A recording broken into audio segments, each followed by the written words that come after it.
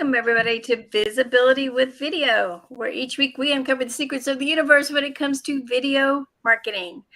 I'm Marie Wattier, Visibility Marketing Strategist with Momentum Visibility Marketing. And tonight I'm joined by the famous Josh Wattier, YouTube Strategist. So welcome, Josh. How's it going tonight? It's going pretty good. I'm happy to be here. All right, great. Great to have you. Well, I was reading some interesting statistics this week and thinking about the power of video marketing, which we're kind of passionate about, and how far it's come, and just really thinking about the journey, because it really makes you think about the journey where we're going. So we all kind of agree that a picture's worth 1,000 words, right? Mm-hmm. So then I started thinking, well, if a picture is worth 1,000 words, how many words is a video worth? Take a guess. Well, There's actually a recorded statistic for this. Take a guess. well, if you go for like the standard video has 30 frames per second, which means 30 pictures per second, which then you would multiply that by 1,000 would be 30,000. 30,000 words per second of video. Well, it could be. I have to keep multiplying that out. But the statistic that I found said that watching a 1-minute video has the impact of reading 1.8 million words. That's like 3,600 full web pages. Mm-hmm. In a 1-minute video. Yeah, video really does allow you to get a lot more across than just text does, because you can also use visual representations. If you're the one talking on the video, people can actually see you, see the inflections in your face, see how you move your body, and things like that tell a much deeper story about why you're saying the things you're saying and what you're trying to get to than just the words themselves can ever give off. Yeah, I agree. And that's why we get so excited about video marketing. Just the story that it can tell and how quickly people can become connected to you. So I really wanted, just thinking about how much video has become a big part of our daily lives, whether we're just consuming video or whether we're creating content, I just really wanted to look into how far back did video marketing go? When did this really get started? And it's way further than even I was thinking. This is going to be very interesting. I'm going to take a look for just a few minutes at the history of video marketing, and how it became what it is today. So you ready for a journey? Yeah, definitely. Okay. So from what I can tell, it all started back in 1941 with Bulova Watches. It's a company that's been around, still around, selling really high-end timepieces. They ran the first commercial on a New York TV station during a Yankees game. And the entire script of the video, I watched it, you can go search for it, is America runs on Bulova time. That was it. Just had, like a ticking hand. Guess what their total ad spend was for that? I have to think that it is a lot, because back then that kind of stuff wasn't very cheap to do. Well, it might have been a lot for their timing, but for ours, their ad spend was $4. Okay, maybe I'm wrong there. Well, you're not wrong if you waited just a few years later, because right after World War II, TV commercials were really on the rise. I mean, that really just kicked it off. And ad spend jumped from like 12.3 million to 128 million in the 1950s. Okay? Wow. That's what was known as the golden age of TV advertising. Mm-hmm. So brands started making it this mission to get in tune with their audience, to really psychologically get in tune with their audience, and really for the first time. So video marketing campaigns started being made, and they were always centered around family and, American traditions, family values, the American dream, things, these ideals, things like that. Most of them had like a memorable mascot, and some kind of fun jingle to go with it. Hmm. So I can think of a lot of memorable mascots, and I don't remember the names, but like the little dog with the record player that, and just a lot of that. So then that really took off. That was really the golden age when people were beginning to realize you can really reach consumers on a broader scale than just your neighborhood, your town, your downtown streets, whatever. But you got to get really good at knowing who they are, right? Really good at Hmm. relating to them. So that whole psychology began. And then I just want to fast forward like 40 years later, okay? Okay. When this certain song came out in 1981, which is my era, and it was called "Video Killed the Radio Star." Do you know the song? Yes, I do know the song. It was really prophetic, but it was really serious. Um, you know, video killing the radio star, and a little line in it that says, "Blame it on the VHS." So, because VHS tapes were coming out then, and Uh, yeah, crazy, crazy. And just the fact that we were really moving to the point of widespread capabilities to share and spread video, and widespread capabilities to be able to share your own videos, hmm. coming with VHS tapes, right? Yeah. So only 2 years later, somebody else big came on the scene, somebody really big, and their Hmm. name is Apple. And they came with a commercial for the Macintosh during the Super Bowl. Hmm. And it was huge. I remember that commercial really well and the impact that it had.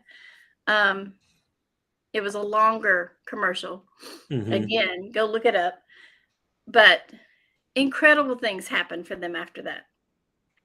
So we're getting closer to the current trend of viral videos when something else happened in 1992 from the creators of South Park.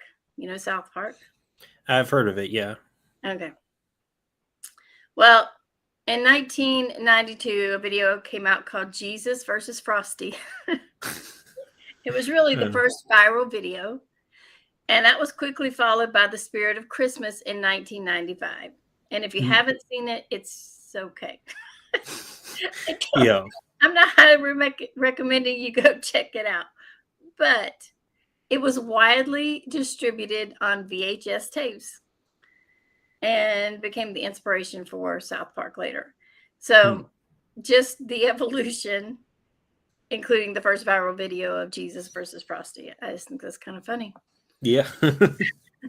Um, but then soaring from the golden age of TV into the .com boom, right? When we Hmm. started actually getting computers in our homes and stuff like this, um, then what was next came this thing called social media, right? Yeah.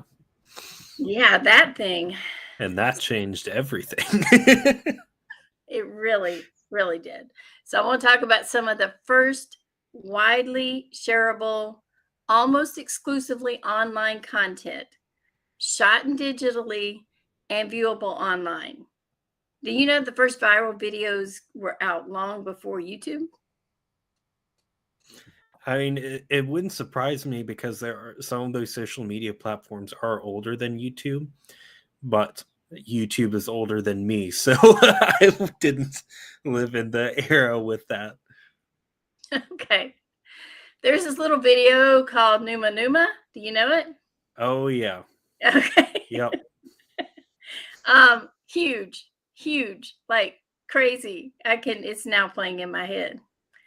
I'm not going to sing it for you. And then there was this thing called peanut butter jelly time. Yep. I re-listened to that today, and I'm just like, oh my gosh, peanut butter jelly. Okay, I'm not going to do it for you. Anyway, widely viral videos, and social media took video marketing viral as well.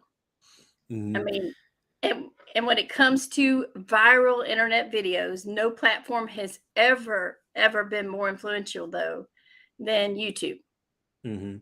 Yeah, and I do want to point out something that's interesting about this kind of period in time that we're talking about is that this is the period of time where not only did social media give people the opportunity to share videos with people over like the entire world, but this is also the period in time where creating your own content was not as hard as it used to be. Back in the early days of video marketing, if you wanted to create a commercial, that's not something that just anyone could do. You No. can't, it wasn't easy to just go buy a camera or do video editing to get all these animations in here and then go post that on TV somewhere. That's not something that anyone can do.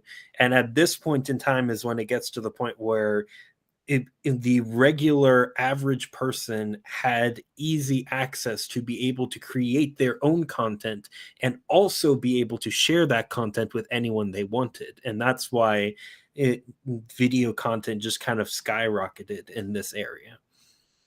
Yeah. Do you remember about when YouTube started?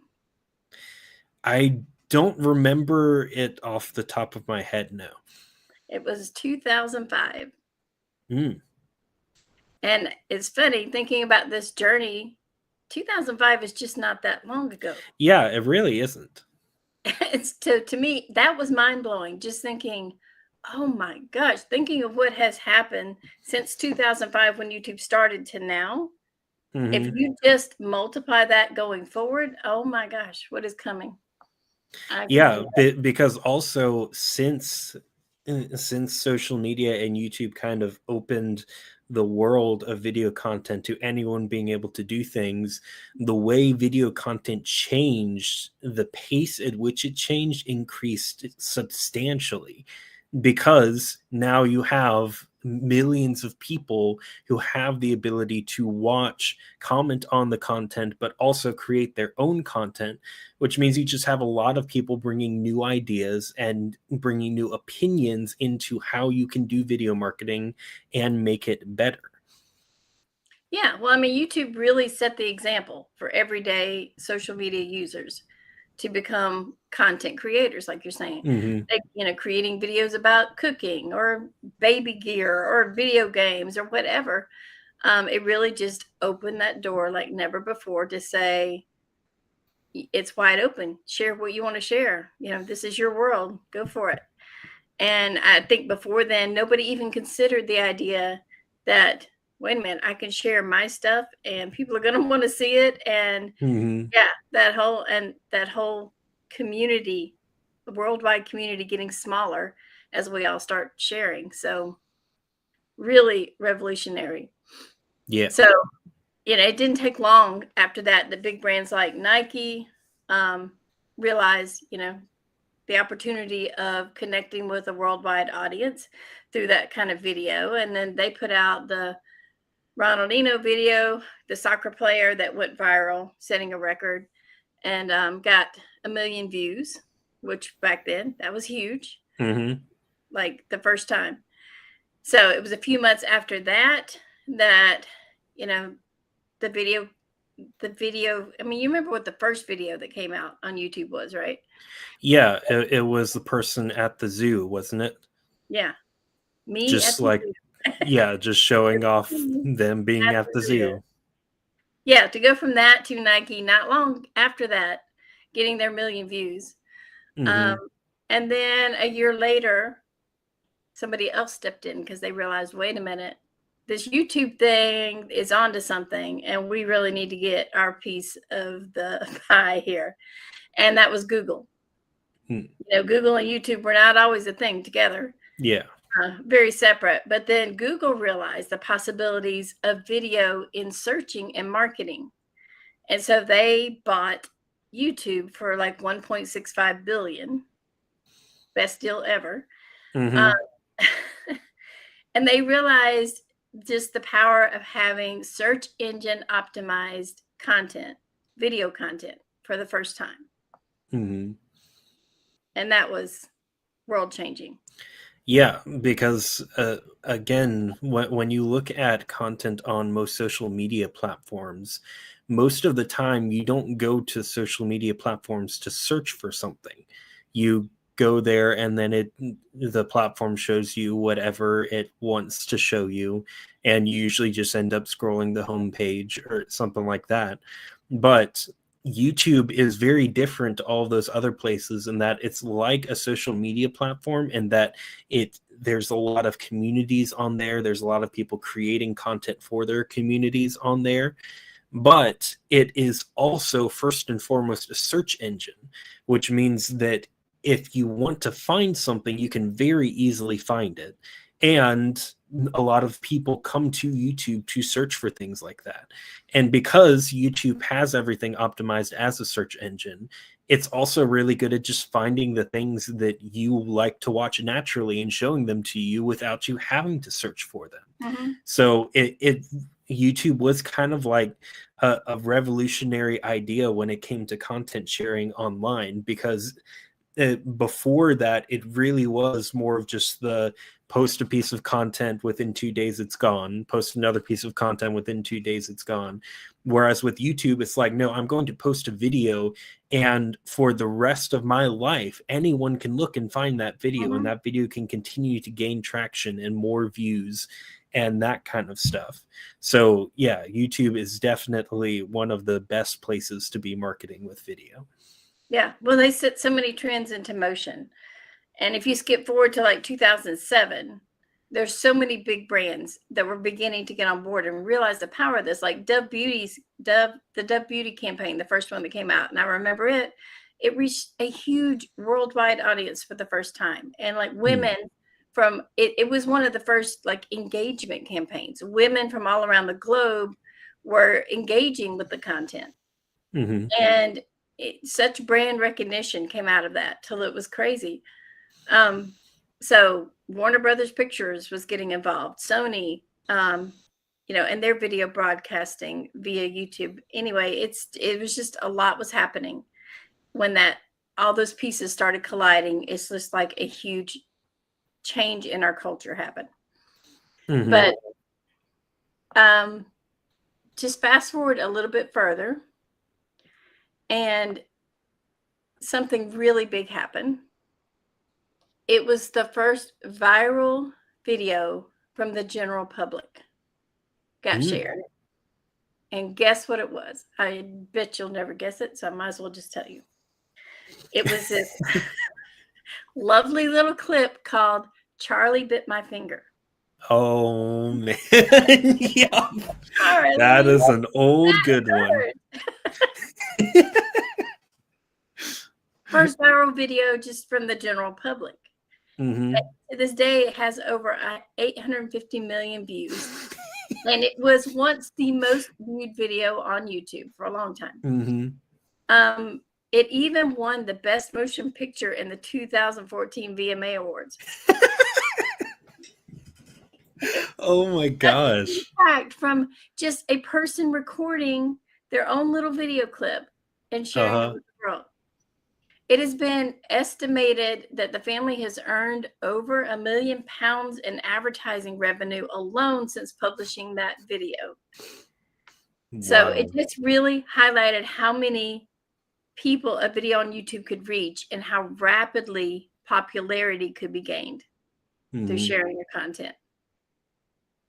So after 7 years more of viral videos gaining huge viewing figures, just like Gangnam Style, if you remember this, it actually was the first honoree in YouTube's billion views club. Over 1 billion views. But YouTube continued to be a place for creators, and it was breeding new creators, new content, new audiences that brands aim high to reach through digital marketing. Many brands prefer to tap directly into the individual content creator's audience instead.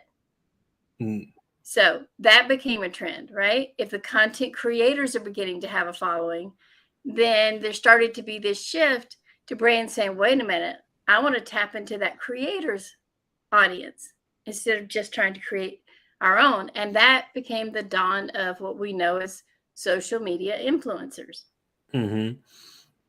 And in 2014, the first superstars on YouTube arrived. And that was vloggers, okay? Like Zoella, Dan Howell, PewDiePie. They really started to show the influence of video, especially for the teenage generation, right? Yeah. And the most famous vloggers have been featured even in the Forbes richest list over the last 3 years, even currently. I mean, it's just incredible the money these people bring in, but also incredible the money that they give back, Mm-hmm. which I think is one of the coolest things about YouTube as well. So in 2014, there was what I think is probably the first of these big campaigns to give back went really viral. And that was when ALS got over 1 billion people to take and share the Ice Bucket Challenge. You remember the Ice Bucket Challenge? Yes, I do. So they raised over $100 million by just Wow. getting so many people engaged in sharing their videos doing the Ice Bucket Challenge. Mm-hmm. Crazy. So I know more recently, things have shifted to be a lot about doing explainer videos and online courses. And I mean, it just continues to develop, especially in the business field on YouTube. But video, continues to just kind of seep into every area, even internal communication in companies, public relation, videos, just you name it. But I think one of the biggest trends we have seen probably in the last 5 years, especially, is, the shorter content Mm-hmm. and the Yeah. short videos. Yeah, definitely because people's attention spans have been getting shorter and shorter on YouTube, but also just because it tends to bring in more engagement. A lot of people have switched to doing short form content. And like YouTube Shorts is one of those things, but it doesn't even necessarily have to be YouTube Shorts. There are a lot of people who just create short, like 3 to 5 minute videos talking about specific things. But yes, definitely the vertical short form content has been a humongous trend, and another one of those things that has just kind of redefined the field of what is possible with video. Because for a long time, people thought that to have a good video, it had to be a decent length. I mean, for a while on YouTube, it was considered that like 10 to 15 minutes was the ideal length. If you could create a video that was 10 to 15 minutes long, then that would perform the best out of anything in the YouTube algorithm. But the problem is not everyone wants to watch 10 to 15 minutes of content. So that's why people started testing out, okay, well, what if we do really short content? What if we do 5-second videos or 10-second videos? And I know that Vine was a very early adopter of that was creating the super, super short videos where you had to find out some way to get something entertaining in 5 seconds. But people figured it out, and people did that, and people loved Vine when it came out because of that. And so it's so interesting to me, especially now that we're getting to the point where so many people and so many businesses are using video. It's kind of becoming just a staple that if you are not using video, you are one of the oddballs in the business world, because so many businesses are doing it. And since so many businesses are doing it, it's being pushed beyond the bounds of what we thought was possible with it before. Since more people are working on it, more people are finding new, interesting ways to use video to both serve their customers and serve their business at the same time. Yeah, well said. I think, 2 to 10-second videos currently dominate the social media scene. If you can't capture a viewer's attention by then people are going to keep swiping. So 2 seconds. Yeah. What if we had a Vine come out again that was just 2 seconds? Okay, you create. Do video marketing. All right, I'm good. because that's really where we are. But videos everywhere we turn, like I said. And I Yeah. just feel like, taking this look back, even though I know in the very beginnings or back in the 40s, most of this development has happened, gosh, in the last 20 years. Hmm. And it's crazy to just see how far things have developed and changed. And so there's so much more to come. Yeah. We can only speculate where we're heading next. Will short form video, I was wondering, is short form video gonna grow? Are people gonna get tired of it?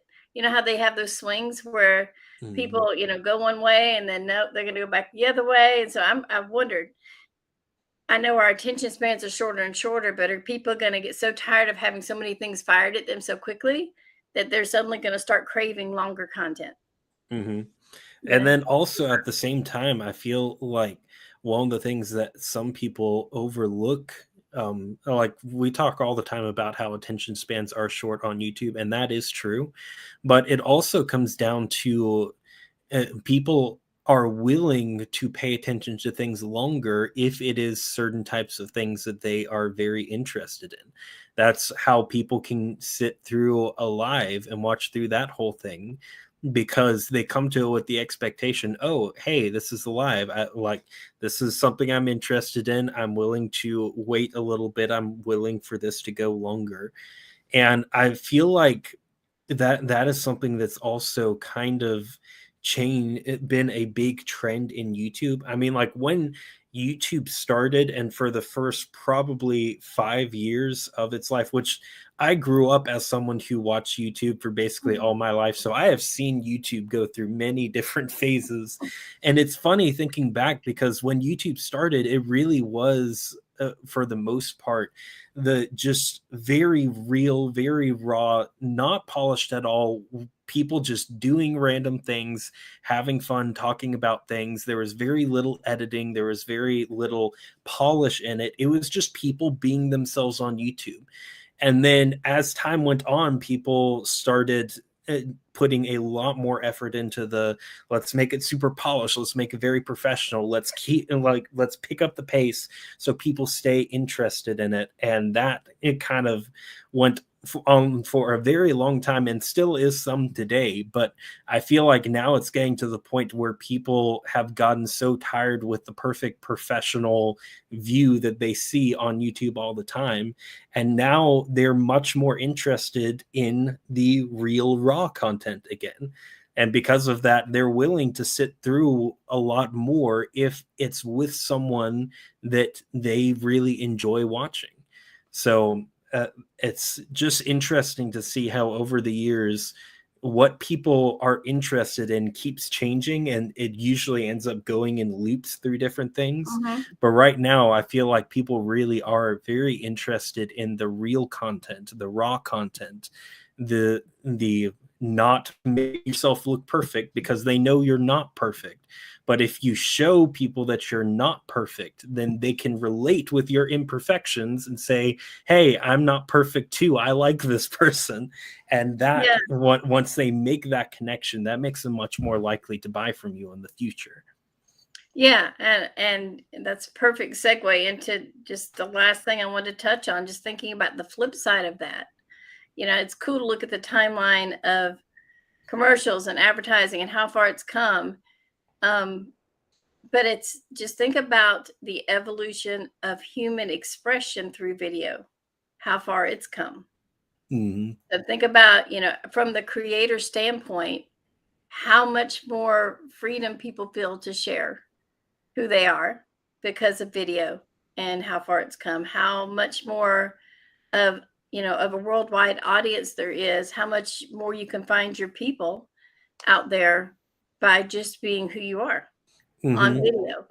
Um, I mean, and a large part of that journey is YouTube. It just is.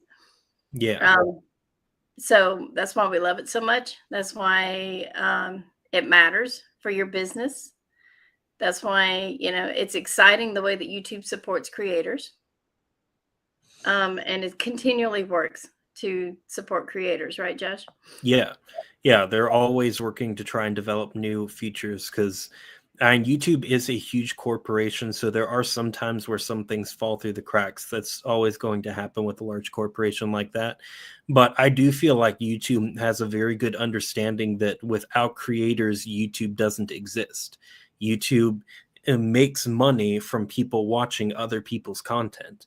And so they take that very seriously, and they're always working to try and find ways to make things easier for creators. They're always trying to find ways to help people hone in their content and learn more about how to be successful on YouTube, because YouTube understands that the more successful its creators are on YouTube, the more successful YouTube is in general. Yeah.